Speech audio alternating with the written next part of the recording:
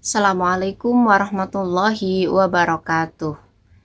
Mohon izin, saya Ida Nudialis Solihah dari kelas B26, mahasiswa semester 2 PJJ PAI Universitas Cyber Syekh Nurjati, Cirebon, Jawa Barat.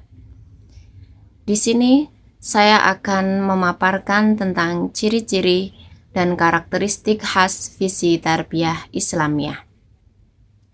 Pendidikan Islam adalah pendidikan berdasarkan ajaran Islam yang berupa Al-Quran dan Al-Sunnah, pendapat ulama, serta warisan sejarah. Yang membedakan pendidikan Islam dengan pendidikan lain adalah pendidikan lain berdasarkan pemikiran yang rasional, yang sekuler, dan impristik. Sementara pendidikan Islam tidak hanya berdasarkan pertimbangan yang rasional dan data empiris saja, tetapi juga menggunakan Al-Quran, Al-Sunnah, pendapat para ulama, dan serta sejarah. Sebuah kegiatan pendidikan ditentukan oleh visi, misi, dan sifat yang melatar belakanginya. Adapun visi pendidikan Islam yaitu visi diartikan sebagai pandangan, impian, wawasan yang tampak dalam khayal, penglihatan, dan lain sebagainya. Visi pendidikan Islam dibagi menjadi dua, yaitu satu, visi pendidikan Islam selaras dengan tujuan kehadiran agama Islam itu sendiri di persada bumi, yaitu membimbing dan menuntun manusia ke jalan kebenaran dan menunjuki mereka untuk tidak tersesat dalam kehidupan. Mewujudkan kehidupan manusia yang selaras dengan tujuan penciptaan manusia itu sendiri, yaitu menjadi hamba Allah yang sebenarnya dan menjadikan seluruh aktivitas kehidupannya sebagai pengabdian kepada Allah Subhanahu wa Ta'ala, sebagaimana tertera dalam Quran Surat Az-Zariyat ayat 56. Yang kedua, visi pendidikan Islam pada dasarnya berkaitan dengan visi kerasulan para nabi, mulai dari visi kerasulan Nabi Adam hingga kerasulan Nabi Muhammad Sallallahu Alaihi Wasallam, yaitu membangun sebuah kehidupan manusia yang patuh dan tunduk kepada Allah Subhanahu wa Ta'ala, sebagaimana tertera pada Quran Surat Al-A'raf ayat 66, ayat 73, serta membawa seluruh rahmat bagi seluruh alam, sebagaimana tertera pada Quran Surat Al-Anbiya ayat 107. Yang kedua, misi pendidikan Islam. Misi adalah proses penyempurnaan visi melalui tugas, komitmen, dan rencana aksi yang berfungsi sebagai kekuatan pendorong di belakang upaya visi. Misi adalah pernyataan yang harus dilakukan organisasi untuk mewujudkan visinya. Misi dapat membantu mewujudkan tujuan dan memberikan panduan tentang cara menjalankan visi. Misi pendidikan Islam yaitu antara lain 1. Terkait dengan upaya mengangkat harkat dan martabat manusia. Yang kedua, pemeliharaan terhadap hak-hak asasi manusia, pada intinya yang diarahkan pada upaya memuliakan harkat dan derajat manusia. Misi ajaran Islam yang memuliakan manusia menjadi misi pendidikan Islam. Yang ketiga, mewujudkannya manusia yang sehat jasmani dan rohani, dan akal pikiran serta memiliki ilmu. Karakteristik pendidikan Islam. Karakteristik diartikan sebagai ciri-ciri khusus dari suatu hal atau ciri yang dapat dijadikan pengenal pada suatu identitas. Adapun 7 karakteristik pendidikan Islam menurut Hidayat Abdullah adalah sebagai berikut, yaitu yang pertama, pendidikan yang tinggi atau sakral. Pendidikan Islam bersumber langsung dari Allah Subhanahu wa Ta'ala melalui Al-Quran dan As-Sunnah. Pendidikan Islam merupakan sebuah proses mengenal dan pengakuan secara nyata atas Allah Subhanahu wa Ta'ala. Proses pendidikan Islam adalah sebuah proses di mana seseorang manusia berhubungan langsung dengan Sang Pencipta. Yang kedua, pendidikan yang seimbang, yaitu pendidikan Islam tidak hanya mementingkan satu sisi pendidikan saja, tapi juga membangun manusia secara seimbang atau utuh, akal dan hatinya, jasmani dan rohaninya.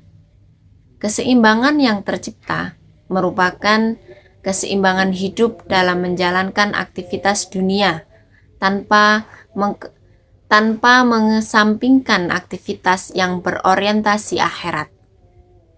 Begitu juga sebaliknya, seimbang dalam menjalankan aktivitas yang berorientasi akhirat tanpa melupakan aktivitas dunia. Yang ketiga, pendidikan yang realistis, artinya pendidikan Islam berjalan secara jelas dan nyata terhadap kehidupan dalam masyarakat. Realistis terhadap segala aspek kehidupan, baik yang bersifat sosial ataupun bersifat ilmiah. Yang keempat, pendidikan yang komprehensif dan integral, yaitu komprehensif memiliki pengertian luas dan lengkap. Sebagai ajaran yang komprehensif menurut berbagai sumber, Islam memiliki beberapa karakteristik yang dapat dijadikan sebagai landasan berpikir dalam kehidupan.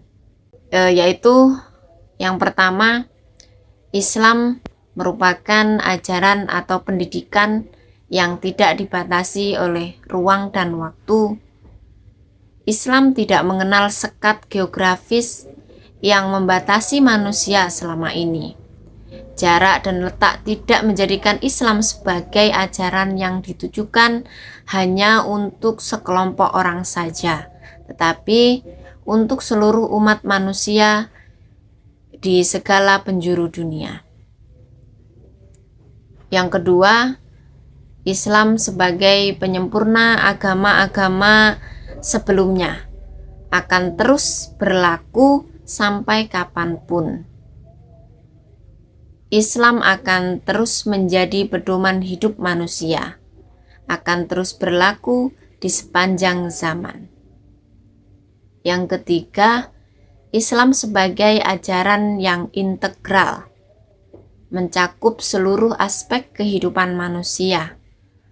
Islam berbicara dari masalah yang paling pribadi hingga kemasyarakatan dan kenegaraan.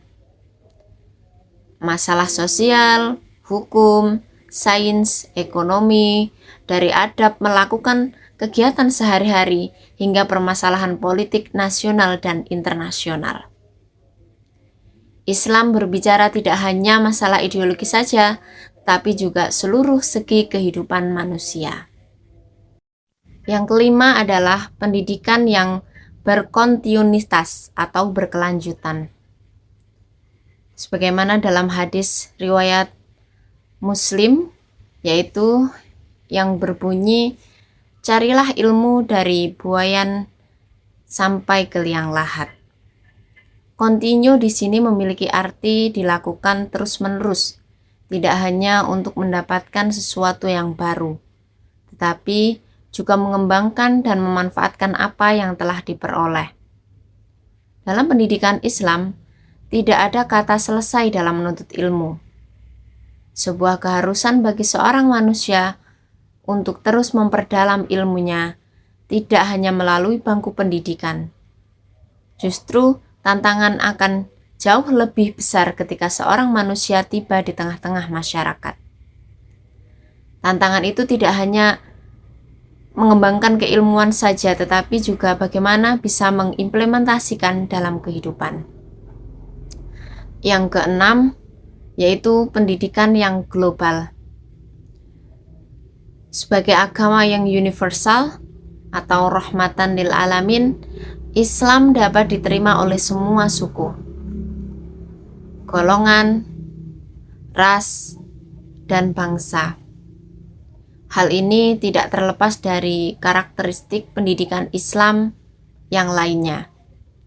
Dengan karakter pendidikan Islam sebelumnya, yang menjadikan pendidikan Islam sangat mudah diterima oleh semua golongan, tidak hanya zaman dahulu, sekarang, ataupun yang akan datang.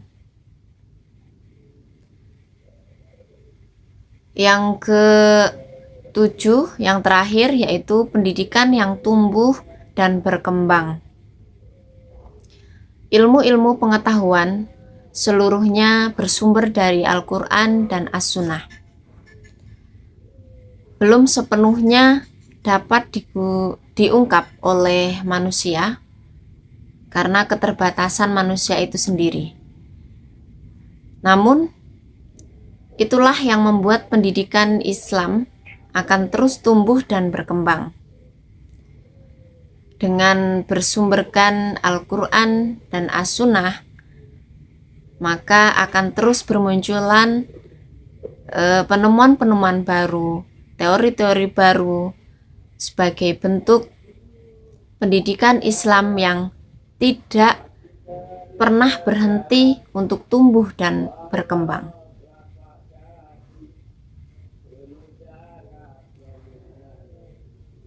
Nah, dari keterkaitan dari penjelasan visi, misi, dan karakteristik di atas, bahwa mutu pendidikan Islam bertitik tolak dari nilai-nilai ajaran Islam yang dijadikan sebagai cita-cita pendidikan Islam atau visi dan diimplementasikan dalam bentuk langkah-langkah strategis dan efektif, yaitu misi, dengan mengacu kepada karakteristik pendidikan Islam, yaitu sebagai standar mutu.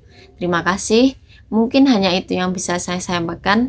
Saya akhiri. Wassalamualaikum warahmatullahi wabarakatuh. Terima kasih.